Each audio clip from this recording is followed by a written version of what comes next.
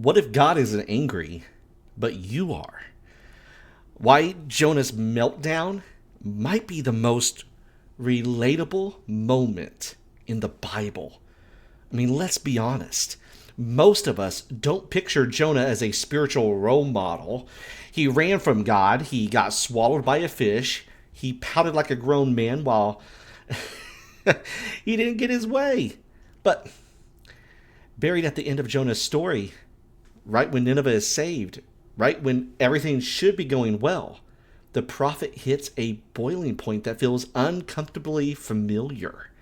He gets angry. Not just irritated, not mildly disappointed, like full on, God, I'd rather die than deal with this angry.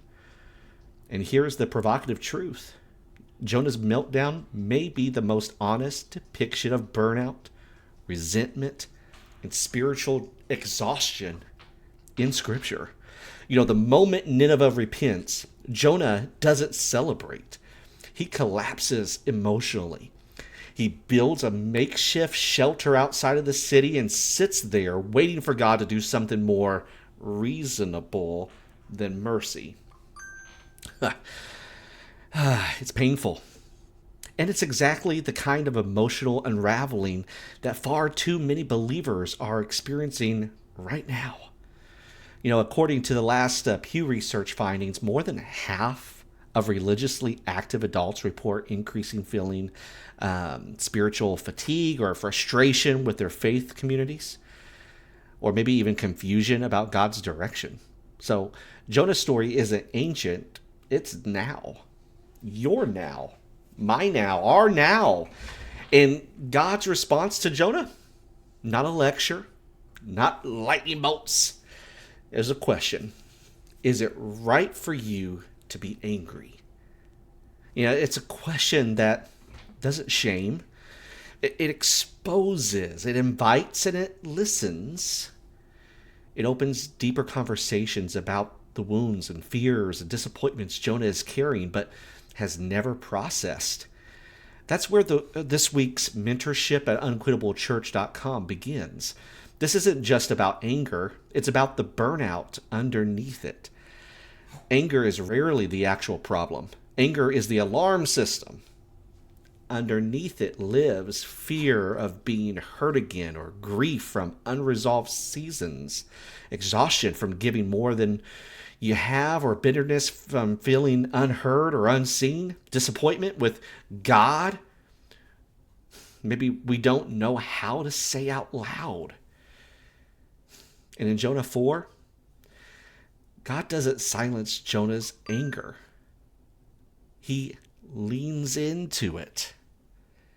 This week's featured article, Anger and the Plant, Hearing God Beneath the Heat, it explores this exact moment in Scripture and shows why Jonah's shelter outside the city is more than shade.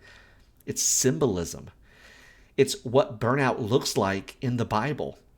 It's what withdrawal looks like in the church today, actually. And it's what happens when anger keeps festering because no one has taught us how to actively listen to what's beneath it. And that's where the unquittable actions come in, especially actively listen. Brokenness grows when people feel unseen or unheard. Listening slows us down, helping us heal what, maybe we've been hiding. This week's mentorship walks through how listening transforms God's anger from something destructive into something redemptive. And here's the plot twist in Jonah 4. Jonah is angry about Nineveh's salvation, but God is trying to save Jonah. The whole final chapter is God tenderly pulling Jonah out of his emotional bunker. God does this with a single question, what some of us have needed years of sermons, counseling, or community to attempt. He gives Jonah his voice back. He invites him into honesty. He listens.